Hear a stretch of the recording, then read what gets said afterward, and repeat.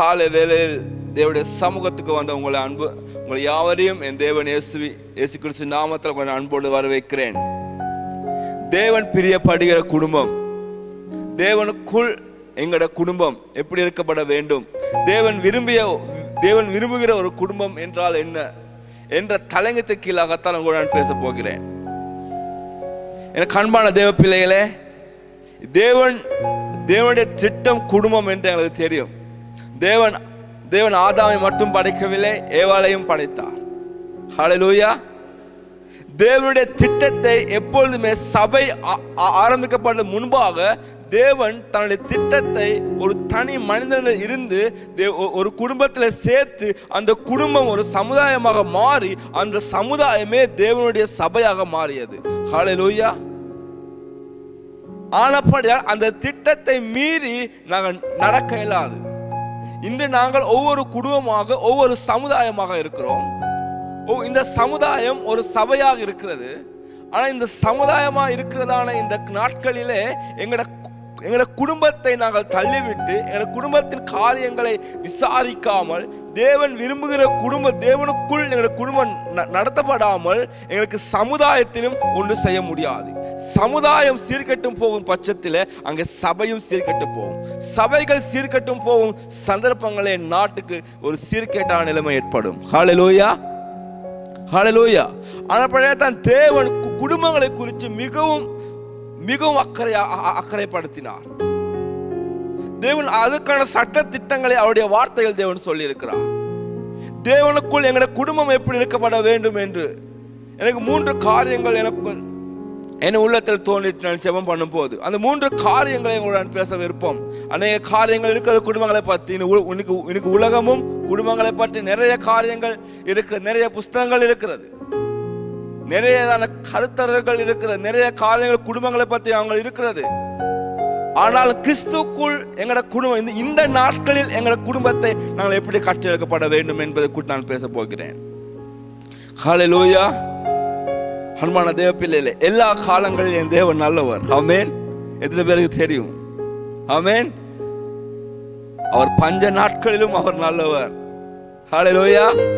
ஏன்னா எங்கள் தேவன் எங்களோட இருக்கிறவர், எங்களை விசாரிக்கிறவர், எங்களோட குடும்பங்களை வேலையடித்து பாதுகாக்கிற பொறுப்பை அவர் ஏற்றுக்கொண்டார். அவர் எங்களை மாத்திரமல்ல எங்களோட பரம்பரைக்கு ஒரு நோக்கத்தை வைத்திருக்கிறார். ஹல்லேலூயா. நாங்கள் யாருமா எடுத்துக்கொள்வோம். தேவனுக்குள் எங்களோட குடும்பம் என்ற முதலாவது காரியத்தில் எங்களால் செய்யப்பட வேண்டிய காரியங்களை உங்களோட 3 காரியங்களோடு பேசி நான் முடிக்க போகிறேன். நான் எடுத்துக்கொள்வோம் உபாகமம் 6வது அதிகாரத்தில் 7வது வசனம்.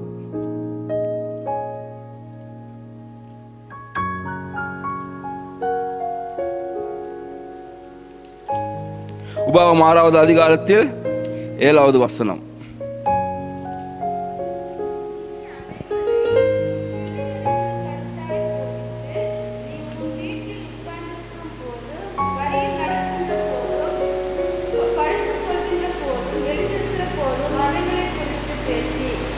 ஹல்லேலூயா, ஹல்லேலூயா. வேதம் தெளிவாய் நமக்கு சொல்கிறது. இங்கே இந்த உபாகமம் புஸ்தகம் இந்த இடத்துக்கு வரும்போது யாருமா எனக்கு செவி கொடுங்கள், இங்கே வந்தது அவங்க இந்த எகிப்திலிருந்து வந்ததான 2வது பரம்பரை. ஹல்லேலூயா.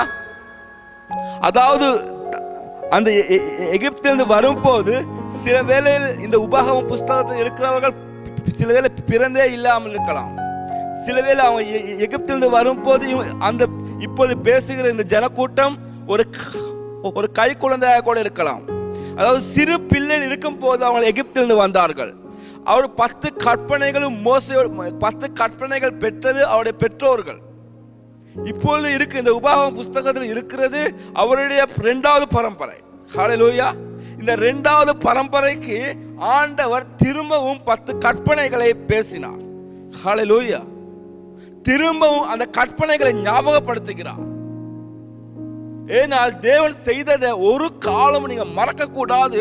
ஒரு காலமும் உங்களோட பிள்ளைகளை ஒரு காலமும் தேவன் செய்த காரியங்களை அந்த பிள்ளைகளை மனதிலிருந்து தள்ளக்கூடாது என்பதை குறித்து திரும்பவும் 10 கற்பனையிலும் அவங்களுக்கு நடக்க வேண்டிய பாதைகளையும் தேவன் அவங்களுக்கு சொல்லிக் கொடுக்கிறார். ஹல்லேலூயா. என் கண்பான தேவ பிள்ளைகளை, முதலாவது காரணம் சொல்லுவதற்கு காரணம், அப்படிப்பட்ட பின்னணியில் தான் தேவன் சொல்லுகிறார், உங்களோட பிள்ளைகளுக்கு இந்த கற்பனைகளை பற்றி பேசுங்கள். ஹல்லேலூயா. அடுத்த பரம்பரை, மூன்றாவது பரம்பரைக்கும் இதை பற்றி பேசுங்கள். வேதம் சொல்லி, நீ வீட்டில் இருக்கும் போது, ஹல்லேலூயா, நீ வீட்டில் இருக்கும் போது உன்னுடைய குடும்பத்தோடு நீ கழிக்கிற எல்லா நேரங்களையும் காலங்களிலும் இதை குறித்து பேசு. எதை குறித்து பேசுனா, 10 கற்பனைகளை குறித்து, நான் உனக்கு விதித்த கற்பனைகளை குறித்து பேசு. ஹல்லேலூயா. தேவன் அந்த பாருங்க, அந்த உபாகம் புஸ்தகத்தில் தேவன் சொல்லுகிறார், அவருடைய கற்பனைகளை செய்யறதுக்கு, அவர் கற்பனைகளை கைக்கொள்ள முதலாவது இந்த கற்பனை யாருக்கு சொல்லப்படுமானால் அந்த குடும்ப தலைவனுக்கு. ஹல்லேலூயா. அந்த குடும்ப தலைவன் தான் சென்று அவனுடைய குடும்பத்துக்கு அதை அறிவிக்க வேண்டும். அப்படியே அவன் தான் பாஸ்டர். அந்த குடும்ப தலைவன் தான் பாஸ்டர். சில அவங்களோட கணவன் இல்லாத பட்சத்தில் அங்க தாயார் தான் அங்க பாஸ்டர். சில அந்த தாயாருக்கு தான சரியான வழிநடத்தலை செய்ய முடியாத, சரியான காரியங்கள் இல்லாத பட்சத்தில் அந்த குடும்பத்தில் இருக்கிற முதல் பிள்ளை அந்த ஒரு பாஸ்டராக தன்னுடைய கடமையை மீறக்கூடாது. தங்களுடைய பிள்ளைகளுக்கு, தங்களுடைய அடுத்த பரம்பரைக்கு, மூன்றாவது சந்ததிக்கு கர்த்தரை பற்றி பேச வேண்டும். ஏன்னா அவங்களுக்கு தெரியாது, இந்த எகிப்தில் வந்து தேவன் செய்த அற்புதங்கள் அவங்களுக்கு தெரியாது. சிலவேளை இவங்க வீடுகளை பேசுறத அந்த பிள்ளைங்க கேட்கிறாங்க. சில அவங்க வீடுகளை என்ன பேசியிருப்பாங்க பார்வை, இந்த மோசம் செய்யற வேலை. இதைத்தான் இந்த சின்ன பிள்ளைங்களுக்கு, சின்ன பிள்ளைங்களோட மனங்களை போயிட்டு சேர்ந்து இருக்கும். இதைத்தான் அவங்களோட வீடுகளை பேசியிருப்பாங்க. இதை அறிந்த தேவன் தான் சொல்லுகிறார், நீங்க உங்களோட வீடுகள் இதை பத்தி பேசுங்க. தேவனை பத்தி, தேவனுடைய அதிசயங்களை பத்தி, வார்த்தைகளை பத்தி பேசுங்க. அதன் அடிப்படையிலே அந்த குடும்பம் நடத்தப்பட வேண்டும். ஹல்லேலூயா. கிறிஸ்துக்குள் எங்களுடைய குடும்பத்தை பாதுகாத்துக் கொள்ள வேண்டுமானால், எனக்கு அன்பான சகோதரர்களே, அன்பான சகோதரிகளே, உங்களோட குடும்பத்தை தேவ வார்த்தைக்குள் கட்டி எழுப்புங்க. ஆமென். நீங்க தான் பாஸ்டர், உங்களோட பிள்ளைகள் விசுவாசிகள்.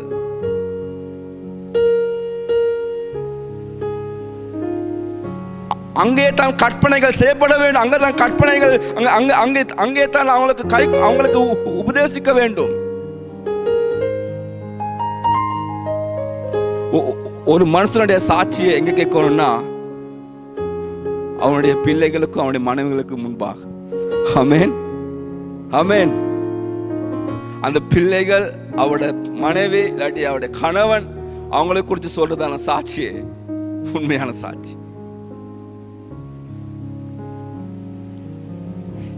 ஏன் தெரியுமா பேச முடியவில்லை? அவங்க குடும்பங்களோடு தன் வாழ்க்கையில் இருக்கு, தன்னுடைய வாழ்க்கையில் அப்படி இல்லாதனால். சொல்ல புரிகிறதா? தன்னுடைய வாழ்க்கை அப்படி இல்லாதனால் தன் மனைவியோடு, தன் பிள்ளைகளோடு உட்கார்ந்து இதை பற்றி பேச முடியவில்லை. முதலாவது அதை கை கொண்டு தன்னுடைய அந்த கணவன் அந்த குடும்பத்தை தலைமை தாங்கிறவள் கை கொண்டு அதை பிள்ளைகள் காண வேண்டும். கவனிங்க, காண வேண்டும். நீங்க சொல்ற ஒவ்வொரு வார்த்தைகளும் உங்களோட வாழ்க்கையில இருக்கிறதே உங்களோட பிள்ளைகள், உங்களோட கணவன், உங்களோட மனைவி காண வேண்டும். வேதம் சொல்லுது, தேவனை ஏற்றுக்கொள்ளாத புருஷன் தேவனை ஏற்றுக்கொண்ட மனைவி நிமித்தமாய் பரிசுத்தமாகிறான். ஹல்லேலூயா. அதே போல தேவனை ஏற்றுக்கொள்ளாத மனைவி தேவனை ஏற்றுக்கொண்ட கணவன் நிமித்தமாய் பரிசுத்தமாகிறான். ஏன் நீங்க ஒரே மாமிசமா இருக்கிறபடியால் நீங்க தான் பரிசுத்தமானீர்கள், உங்களை நிமித்தமாய் உங்களோட கணவனும் பரிசுத்தமாகிறார்கள். அதன்படி அவங்களோட நடத்தைகள் எவ்வளவு முக்கியமா இருக்க வேண்டும். ஹல்லேலூயா. ஆமென்.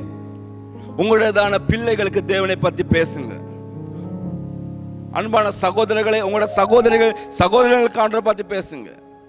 நாங்கள் என்ன பேசுகிறோம் பாருங்க. எங்களோட வீடுகளில் நாம் இருக்கிறதே கொஞ்ச நேரம், சில நேரத்தில் அதுலேயும் அந்த போன், அந்த தொலைக்காட்சி வந்து அதையும் படுத்து கொண்டு போகிறது. தேவனுடைய வார்த்தைகள், ஆவிக்குரிய காரியங்கள் அந்த குடும்பங்களை நடத்தப்பட வேண்டும் என்று தேவன் விரும்புகிறார். முதலாவது, ஆமென். பெற்றோர்கள் டிவி பார்க்கவும் பிள்ளைங்களை ஜெபிக்க சொல்லவும் இது எங்க நியாயம்ங்க? பெற்றோர்கள் பொய் சொல்லவும் பிள்ளைகளுக்கு நீங்க உண்மை சொல்ல வேண்டும் சொல்லவும், பெற்றோர்கள் தூசணம் ஏசிக்கொள்ளவும் பிள்ளைகளுக்கு தூசணம் சொல்லக்கூடாது தம்பி. நீங்க இந்த வழக்கை எடுத்துட்டு போங்க கோர்ட்டுக்கு, விசாரிங்க, இது சரியானு பாருங்க.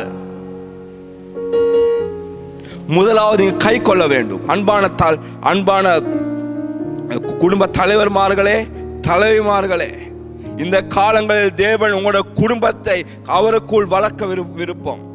உங்களோட குடும்பத்தை பாதுகாத்துக் கொள்ளுங்க. மிகவும் ஜாக்கிரதையாக உங்களோட குடும்பத்தை குறிச்சு.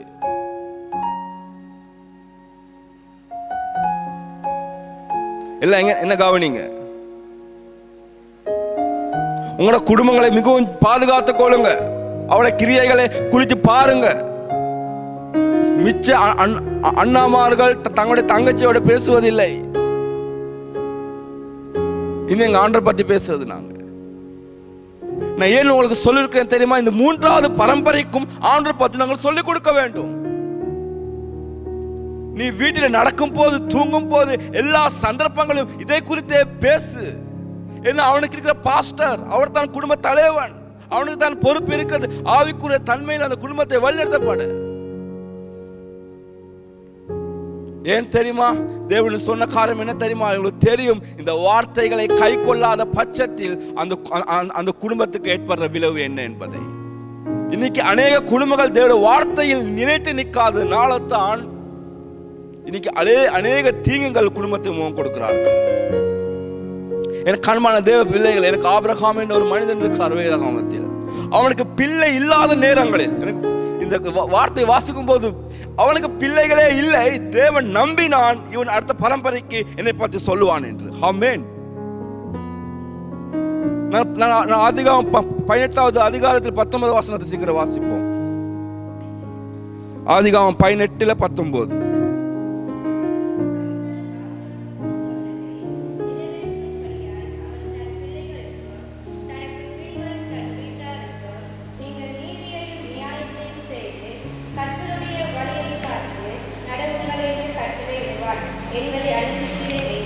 ஆமென். எனக்கு செய்ய கொடுங்க. இந்த வார்த்தையில் வாசிக்கும் எனக்கு செய்ய கொடுங்க. தாய்மார்களே, உங்களை கவனத்தை இங்க செலுத்துங்க. ஆபிரகாமுக்கு பிள்ளைகளே இல்லாத நேரங்களில், அவனுக்கு இன்னும் பிள்ளை கிடைக்கவே இல்லை, ஆனால் ஒரு பொருத்தனை மட்டும் பெற்றுக்கொண்டு வாழ்ந்து கொண்டிருக்கிற அந்த நாட்களிலே தேவன் அவரை நம்பினார். ஆபிரகாம் அடுத்த பரம்பரைக்கு தேவனுடைய வழிகளை சொல்லிக் கொடுப்பான் என்று. ஆமென். தேவன் நம்பினான் ஆபிரகாமை. தான் தேவன் ஈசாக்கை கொடுத்தார். ஆமென். தேவன் உங்களுக்கு கொடுத்தது, உங்களோட பிள்ளைகளை, உங்களோட கணவன்களை கொடுத்தது, நீங்கள் அவங்களை நல்வழிப்படுத்துவீர்கள் என்று நம்பித்தான். மறந்து விடாதீர்கள்.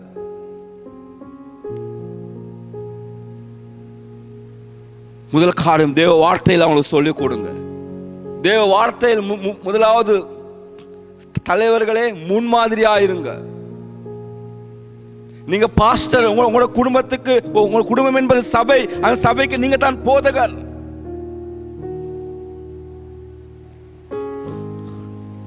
எனக்கு அன்பான தேவ பிள்ளைகளே, நண்டு சொல்லுமா,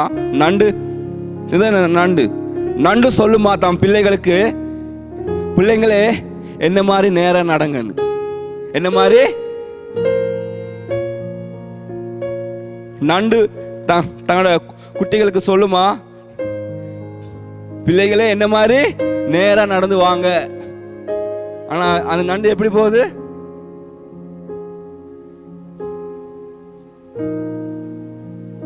தேவன் நம்பித்தான உங்களோட பிள்ளைகளை கொடுத்திருக்கிறார். அந்த பிள்ளைகள் அழிந்து போவார்களான பொறுப்பாளி நீங்க தான். தேவன் நம்புகிறார் உங்களோட பிள்ளைகளை குறித்து நீங்கள் சொல்லுவீர்கள் தேவனை பற்றி. உங்களோட பிள்ளைகளுக்கு நீங்க உலக காரியங்களை கொடுக்க அக்கறையா இருக்கிறது போலவே இந்த காரியம் குறித்து அக்கறையா இருங்க.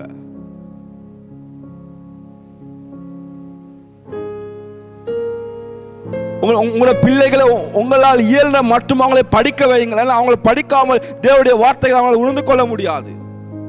ஹல்லேலூயா. உங்க பிள்ளைகளை எல்லா பக்கத்திலும் வளர்க்க வேண்டிய பொறுப்பு உங்ககிட்ட இருக்கு. ஆவிக்குரிய பக்கம், மாம்சக்குரிய பக்கம். நீங்க தான் போதகர்.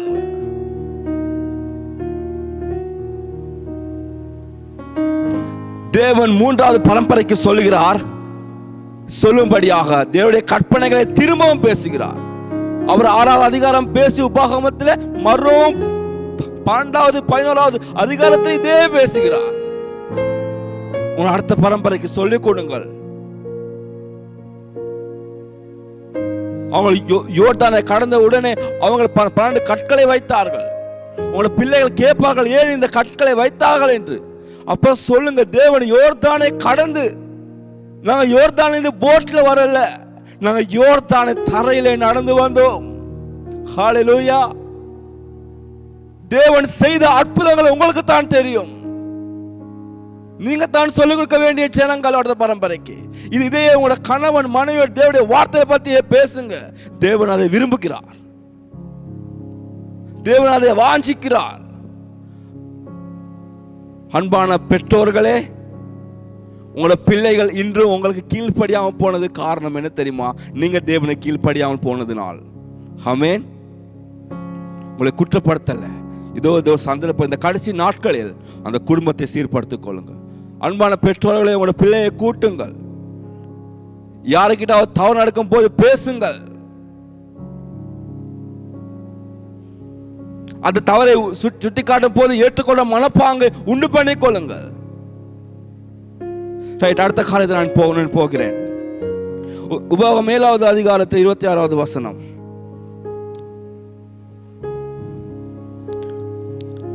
உபாகமம் 7வது அதிகாரத்தில் 26வது வசனம்.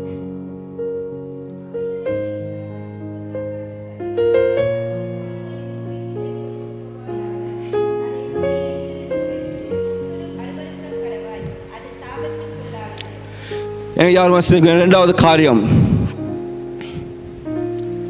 சாபத்துக்கு ஈடான எதையுமே உங்களோட வீட்டுக்குள் கொண்டு போகாதீங்க. மாஸ்களை திரும்ப போட்டுக்கொள்ளுங்க. நான் சில பேர் மாஸ்க் அப்படியே அந்த வளைஞ்சிக்கிட்டு வருது, கீழே திரும்ப மேல போட்டுக்குவாங்க.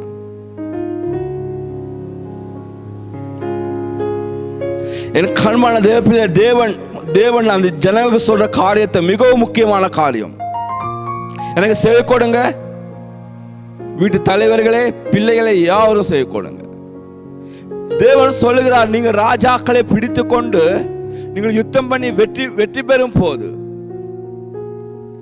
எந்த காலமும் அந்த விக்கிரகங்கள் செய்யப்பட்டிருக்கிறது தங்கத்தால். ஹல்லேலூயா. அது விக்கிரகம் இருந்தாலும் அது தங்கம் தானே. விக்கிரகம் இருந்தாலும் அது தங்கம் தானே.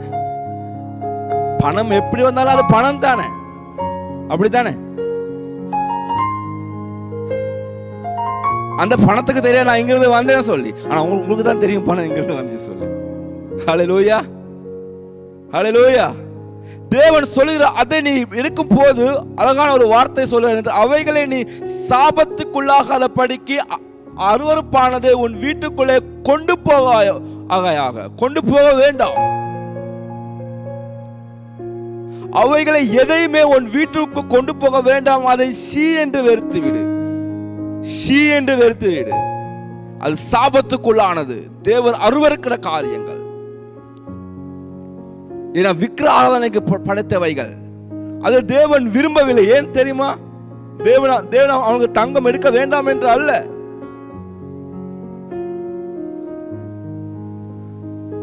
தேவன் அவங்களுக்கு வைத்திருக்கிற ஆசீர்வாதத்துக்கு அது தடையாக மாறிவிடும். ஆமென். நாங்கள் எதை தேவனுக்கு விரோதமாக பெற்றுக்கொள்ளும் நாங்கள் நினைக்கிறோமோ அதை தேவன் கொடுக்க எனக்கு ஆயத்த பண்ணி வச்சிருக்கிறார். ஹல்லேலூயா. இதை அறியாமை, இதை புரியாமை ஜனங்கள் வேதம் சொல்றது அதை ஷீ என்று வெறுத்து விடு.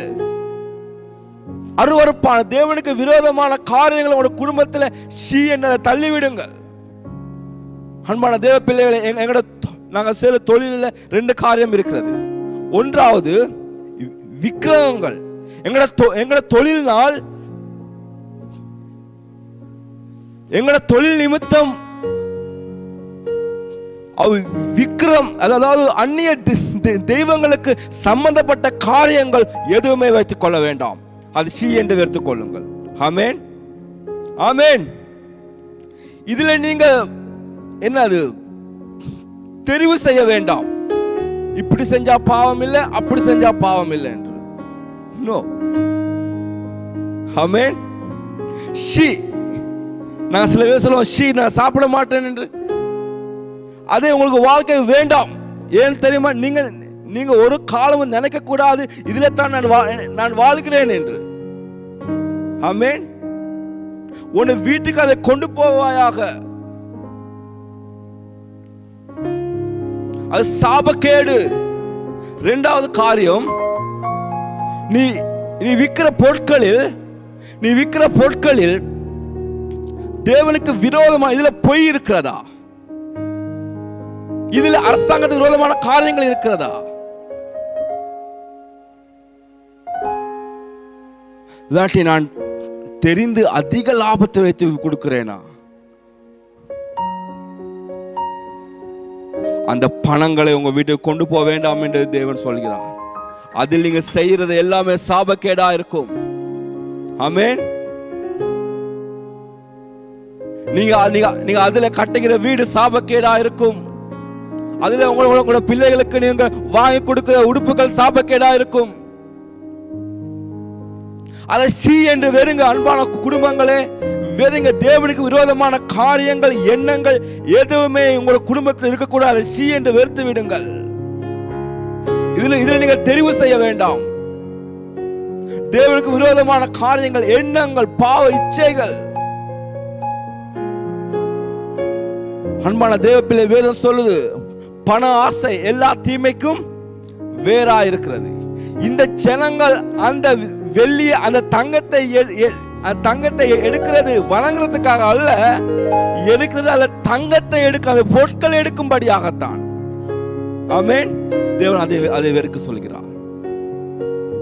சில நீங்க அதுல ஒண்ணுமே செய்யறது இல்லை, நமஸ்காரிக்கல ஒண்ணும் இல்லை, ஆனா அதுல பங்கு உங்களுக்கு வேண்டாம். ஆமென். தேவனுக்கு விரோதமான எண்ணங்கள் உங்கள் குடும்பங்களை நீங்கள் ஆலோசிப்பீர்கள். சபைக்கு விரோதமான எண்ணங்களை உங்கள் குடும்பங்களை பேசுகிறீர்கள்.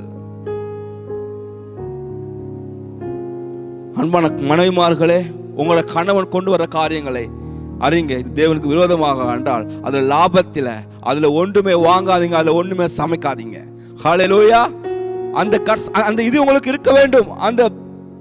அந்த வைராக்கியம் உங்களுக்கு இருக்க வேண்டும்.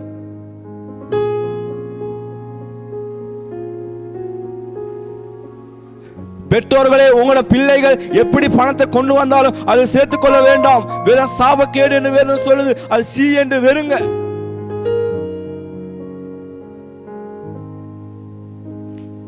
எனக்கு ஒருவர் சொன்னார், இதே சபையில் இருக்கிற ஒருவர் சொன்னார், எனக்கு பிறக்க போற பிள்ளைகள் கூட நல்லா பிறக்குமான்னு கூட எனக்கு தெரியாது. எனக்கு பிறக்க போற பிள்ளைகள் கூட என்ன அவனுக்கு தெரியும், அவனுக்கு நடந்தான், அவனுக்கு செய்த காரியங்கள். ஏன் அன்பானவர்களே, நாங்கள் சர்வ வல்லமை உள்ள தேவனை ஆராதிக்கிறோம். ஹல்லேலூயா.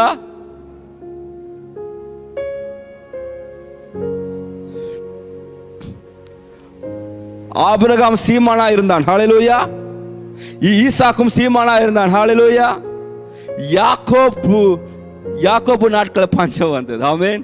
அந்த சீமான், அந்த பணங்கள் எல்லாம் அவனுடையதான பஞ்சத்துக்கு உதவவில்லை. ஹல்லேலூயா. தேவன் அதுக்கு முன்பாகவே யோசேப்பை அனுப்பி தேவன் அவனுக்கு ஆயத்தப்படுத்தி இருக்கிறார். ஹல்லேலூயா. உங்களுக்கு தெரியாது, நீங்க இப்ப சம்பாதிக்கிற காரியங்கள், இப்ப நீங்க சேர்த்து வைக்கிற காரியங்கள் எதுவுமே உங்களோட மற்ற நாட்களில் உதவாது. உதவுவது தேவன் எங்களுக்காக ஆயத்தப்படுத்துகிற காரியங்கள் மாத்திரமே. பாருங்க, ஒரு பஞ்சத்துக்கு அவங்க எகிப்துக்கு போக வேண்டிய சூழ்நிலை. ஆண்டவர் எகிப்திலே அவங்க பிச்சை கேட்டு போக கூடாது என்பதற்காக அங்கே அதிபதியை நியமித்தார். ஆமேன், ஆமேன். எல்லாரும் வந்தது பிச்சை கேட்க, இவங்க வந்து அவனோட உரிமையை எடுத்துட்டு போவ. ஆமேன். எத்தனை பேருக்கு இது புரியுது? எந்த காலங்களில் நடத்தக்கூடிய தேவன் உங்களோடு இருக்கிறார் என்பதை புரிந்து கொள்ளுங்கள். பாவக்கீடான காரியங்கள் உங்களோட குடும்பத்தில் சேர்த்துக் கொள்ள வேண்டாம்.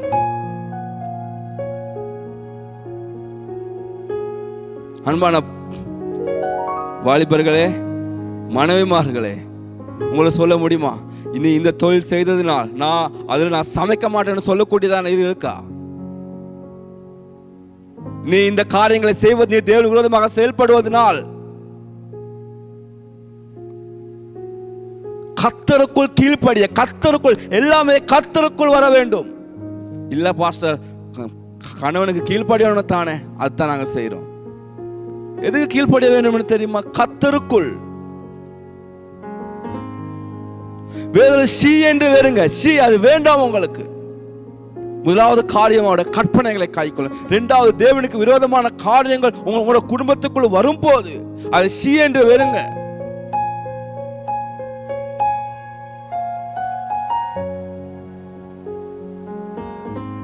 அன்பான சபை குடும்ப போதகர்களே, உங்களுக்கு நீங்க அறிந்திருக்க வேண்டும் உங்களோட பிள்ளைகள் என்ன செய்கிறார்கள் என்று, உங்களோட மனைவி என்ன செய்கிறாள் என்று.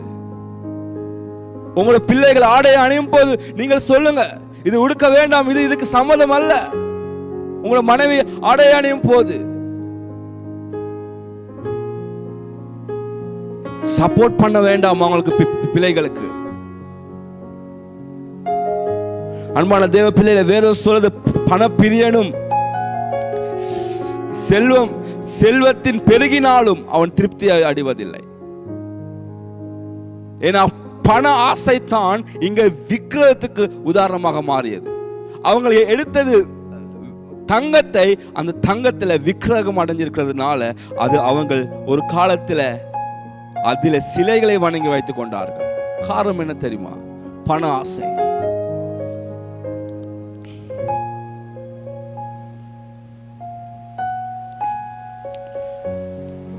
எனக்கு அன்பான தேவ பிள்ளைகளே, யாருமே எனக்கு சொல்லிக் கொடுங்கள், உங்களோட குடும்பங்களில் தேவனுக்கு விரோதமான எண்ணங்கள் இருக்கிறதா? பாவங்கள் இருக்கிறதா? உங்களுக்கு தீர்க்க முடியாத பிரச்சனைகளை, பாவங்கள் இருந்தால் கொண்டு வாங்கள் உங்களை நடத்துகிற போதர் இடத்தில். அவங்களிடத்தில் பேசுங்கள். இப்படியான உங்களோட பிரச்சனைகளை பேசுறீங்க, நீங்க செய்ய போற காரியங்களை பேசுறீங்க, ஆனா உங்களோட குடும்பத்தில் இருக்கிற பாவங்களை பற்றி பேசுறீங்களா? வேதம் சொல்றது, சாபக்கேடு தேவன் அதை ஷீ என்று வெறுக்கிறார் என்பதை ஏற்றுக்கொள்ள வேண்டாம், சப்போர்ட் பண்ண வேண்டாம்.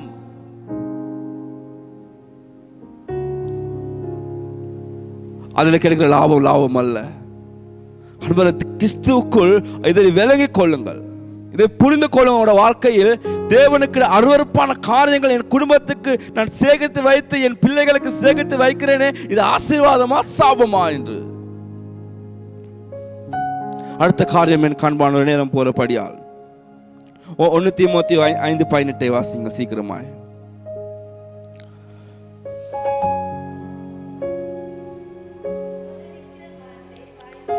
1 தீமோத்தேயு 5:8 சாரி மன்னிக்கணும்.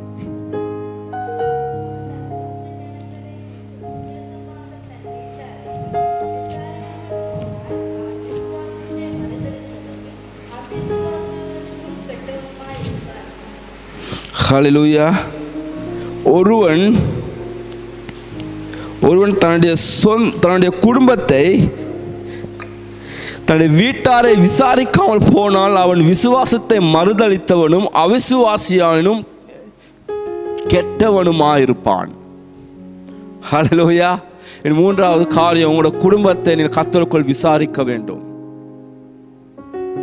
உங்களோட பொறுப்புகளை உணர வேண்டும். தன்னுடைய சொந்த குடும்பங்களை நீங்கள் விசாரிக்க வேண்டும். அன்பான தேவ பிள்ளைகளை, ஏன் நான் பேசுறேன்னா, ரொம்ப அண்ணன்மார்கள் தங்களோட தங்கச்சி கிட்ட இன்னும் பேசல, சாப்பிட்டீங்களா கூட கேட்க மாட்டாங்க.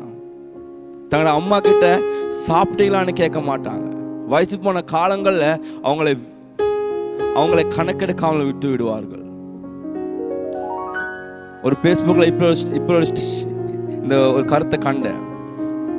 5 பிள்ளைகளை ஒரு அம்மா வளர்க்குமா, ஆனா 5 பிள்ளைகளை சேர்ந்து ஒரு அம்மாவை வளர்க்க முடியாதா? 5 பிள்ளைங்களே ஒரு அம்மா வளர்க்குமா, ஆனா அந்த 5 பிள்ளைங்கள் சேர்ந்து ஒரு அம்மாவை பார்க்க முடியாதா?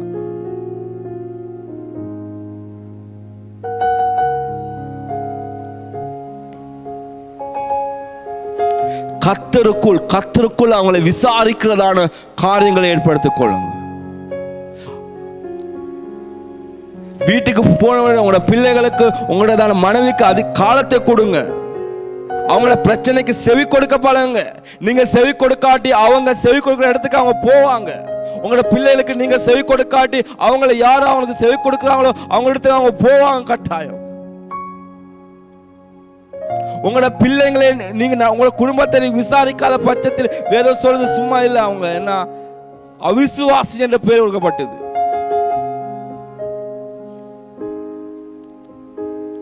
விசுவாசத்தை மறுதலித்தவனும் அவிசுவாசியனும் கெட்டவனுமா இருப்பான். ஆமென். சில வேளை உங்களோட மனைவி எதிர்பார்க்கிறது உங்கள்கிட்ட பணம் அல்ல. சில மனைவிமாருங்க தான் தன்னுடைய கணவனிடத்தில் எதிர்பார்க்கிறது பணத்தை அல்ல.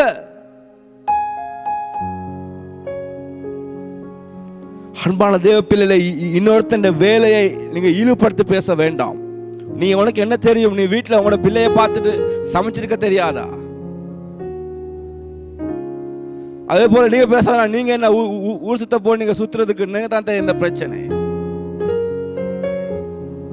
அவங்களுக்கு அது கஷ்டம். அது ரெண்டுமே கஷ்டம். ஆமென். அதுக்கு மதிப்பு கொடுக்க பழகுங்க. நீ வீட்டுல சும்மா இருக்கிறன்னு சொல்லி இழிப்படுத்த வேண்டாம் பெண்களை. ஒரு நாள் நீங்க பிள்ளைகளை பார்த்து பாருங்க. சில பேர் வீட்டுல இருக்காததே பிள்ளையோட பிரச்சனை, பிள்ளையோட கல்ச்சர்னால தான்.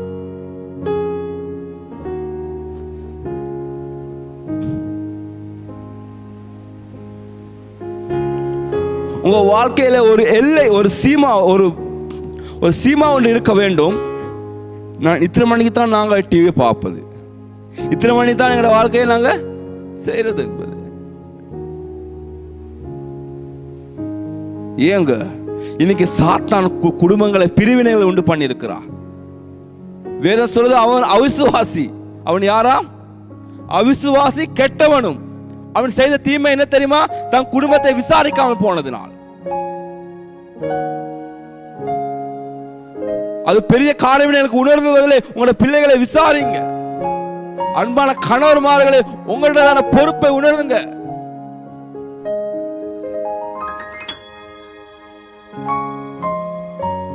சில உங்களோட கணவனோ உங்களோட மனைவி சில வேளை மற்றவங்க மனைவிமார் இல்லாம இருக்கலாம், அது உங்களோட கணவன். ஆமென். அதுக்கு மதிப்பளிங்க. அவங்களை புரிந்து கொள்ளுங்க. ஒரு குடும்பமாக நீங்க சமாதானமாய் கூடி ஜெபம் பண்ணி எத்தனை நாள்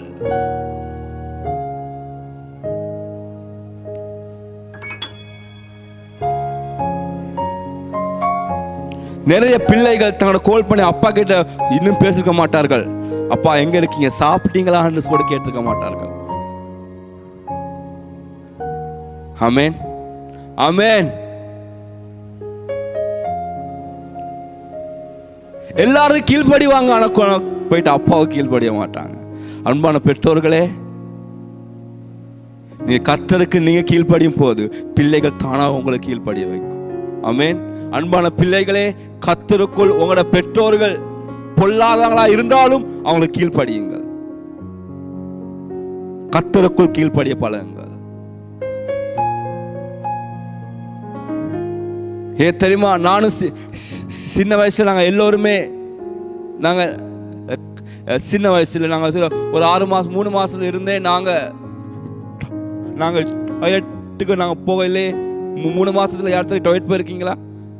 இல்லை, டாய்லெட்னா அந்த பாத்ரூம் போயிட்டு கதவை திறந்து அம்மா எனக்கு டாய்லெட் வருது பாத்ரூம் போகணும்னு சொல்லியிருக்கீங்களா? யார்? சரி இல்லை. சரி, அம்மா மடியிலே.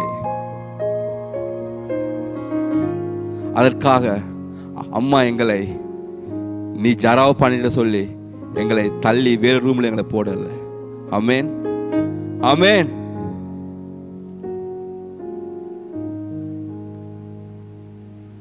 நாங்கள் சில அம்மாவை ஏசிருக்கிறோம், அப்பாவை ஏசிருக்கிறோம். ஆனால் எங்களுக்கு சாப்பாடை ஒரு காலமும் அவங்க இருக்காது. எனக்கு தெரியும், என் தாயார் நான் ஓடல் படிக்கும்போது எனக்கு ஒரு பூட் வாங்க வேண்டும். அந்த பெரிய அடி உள்ள சப்பாத்து சரியான ஆசை இருந்துச்சு.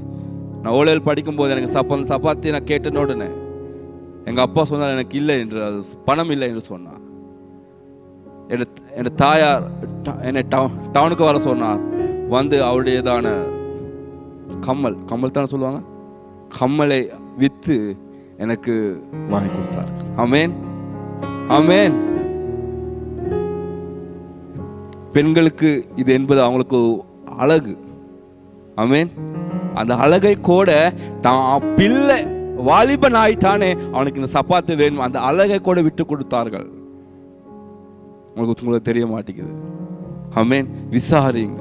இந்த குடும்பத்துக்குள்ள உணர்வு ஏற்பட வேண்டும். இது என்னுடைய இவன் அழிந்து போல் அவனை கணக்கெடுக்காம விட வேண்டாம். விசாரிங்கள். உங்களோட சொந்த குடும்பத்தை விசாரிங்கள்.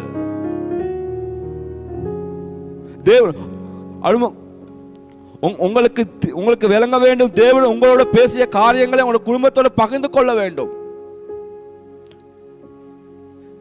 வேதம் சொல்லுது, மத்தேயு 12வது அதிகாரத்துல 25வது வசனம் சொல்லுது, தனக்கு தானே பிரிஞ்சிருக்கிற எந்த ராஜ்யமும் எந்த குடும்பமும் நிலை நிற்காது.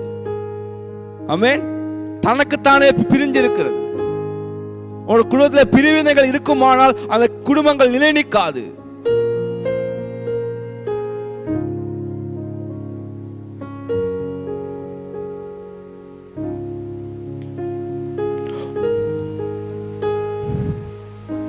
உங்களோட கைகள் தேவனுக்கு நேராக உயர்த்தப்படும் போது மற்றவங்க குடும்பத்தில் எல்லாருடைய கைகள் உயர்த்தப்படும். ஆமென், ஆமென்.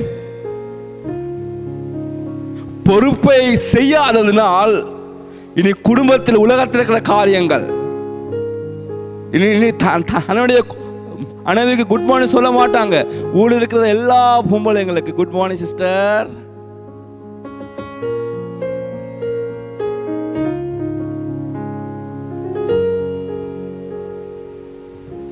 சில வேளை நான் கூப்பிடும் போது சில வேளை ரொஷான் சொல்லுவார், நான் வாரேன்னா மருந்துக்கு, நான் வாரேன்னா விசிட்டிங். சில வேளை அவங்க அம்மா சொல்லுவாங்க மறந்து போவோம் சொல்லி அலட்சியப்படுத்துறார்கள்.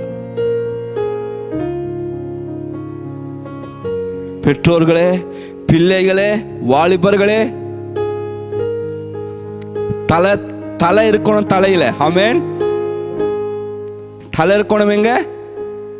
அதுக்கு பேர் தான் தலை. சபைக்கு கிறிஸ்து தலையா இருக்கிறார். ஆனா குடும்பத்துக்கு தலையை யாருக்கு பொறுப்பு கூட தெரியுமா? கணவனுக்கு. ஆமென். அந்த பொறுப்பை தேவன் எடுத்துக்கொள்ள. அந்த பொறுப்பை யார் எடுத்துக்கொள்ள வேண்டும்? யார் எடுத்துக்கொள்ள வேண்டும்? அந்த குடும்பத்தின் தலைவர். தேவன் அந்த பொறுப்பை தேவன் எடுத்துக்கொள்ளவே இல்லை. எப்படி கிறிஸ்து சபைக்கு தலையா இருக்கிறது போலவே குடும்பத்துக்கு அந்த கணவன் தலையா இருக்கிறான். ஆமென். அங்கிருந்து தான் வர வேண்டும் எல்லாமே. ஆமென். சில உங்களோட கணவன் இல்லாத பட்சத்தில் நீங்கள் தான் அந்த குடும்பம் நடத்துறீங்கன்னா நீங்க தான் தலைவர். ரெஸ்பான்ஸ் கொடுங்க. மற்றவங்க ரெஸ்பான்ஸ் கொடுங்க. அவங்க செய்ய தெரியாம இருக்கலாம். யாரோட சம்மதப்படுத்தி பேச வேண்டாம். உங்களோட வீடுகள் அந்த பிள்ளை பாரு, இந்த புள்ள பாரு, அந்த பிள்ளை பாரு இப்படி இருக்கு, இந்த மனைவி பாரு இப்படி இருக்கு சொல்லி. சிலவேளை அழகு கம்மியா இருக்கலாம், சில அறிவு கொஞ்சம் குறைவா இருக்கலாம், விசுவாசம் குறைவா இருக்கலாம். தாங்கிக் கொள்ளுங்கள். ஆமென். உங்களோட குடும்பத்தில் யார் ஆவிக்குரிய பலசாலியோ பலவீனமானவர்களை தாங்கிக் கொள்ளுங்க. ஆமென். கிறிஸ்துக்குள்ளாக குடும்பம் இது குடும்ப ஜெபத்தை தொடங்குகிற காலம். ஆமென். குடும்ப ஜெபத்தை தொடங்குகிற காலம். வீடுகளில் கதைங்க. யாராவது தவறு சொல்லும் போது ஏற்றுக்கொள்ள மனப்பாங்கை உண்டு பண்ணிக்கோங்க. எதிர்க்க வேண்டாம். நிறைய கணவன்மார்களுக்கு தான் மனைவி தன்னை பேசும்போது தனக்கு விருப்பம் இல்லை தானே.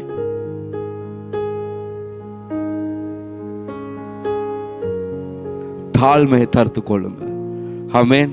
எனக்கு அன்பான தேவ பிள்ளைகளே, முதலாவது தேவனுடைய வார்த்தைக்குள்ள உங்களோட குடும்பத்தை நடத்துங்க. இரண்டாவது தேவனுக்கு அருவருப்பான காரியங்களை வரும்போது சீ என்று வெறுங்க. மூன்றாவது குடும்பத்தை விசாரிங்க, ஆவிக்குரிய விசாரிங்க. அவன் சபைக்கு செல்கிறானா, சைலைக்கு போகிறானா, அவன் என்ன செய்கிறான் என்றுதான் அறிவு உங்களுக்கு இருக்க வேண்டும்.